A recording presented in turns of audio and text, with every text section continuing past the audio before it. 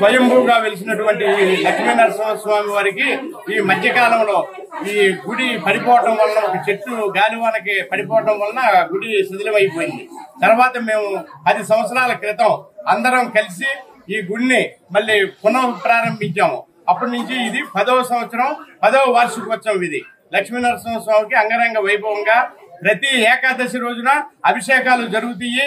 ప్రతి పౌర్ణమి రోజున కళ్యాణం జరుగుతుంది.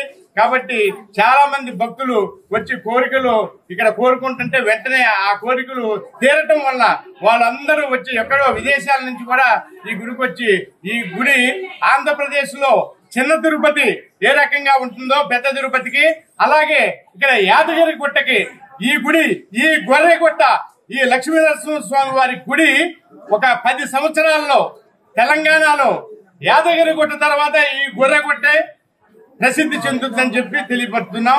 అలాగే ప్రతి మార్చి నెలలో 16, 17, 18 ఈ 3 రోజులు కూడా బ్రహ్మోత్సవాలు జరుపుకుంటున్నాం వార్షికోత్సవాల రూపంలో.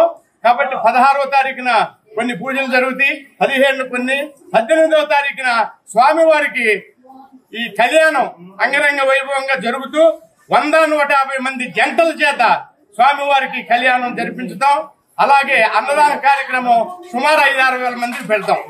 ఇదంతా కూడా భక్తులు విరాళాల రూపంలో ఇచ్చినవే. మరిన్ని వీడియోస్ కోసం ఛానల్ ని సబ్స్క్రైబ్ చేయండి. లేటెస్ట్ అప్డేట్స్ కోసం వాట్సాప్ ఛానల్ ని ఫాలో అవ్వండి. ఆ లింక్ డిస్క్రిప్షన్ లో ఉంది.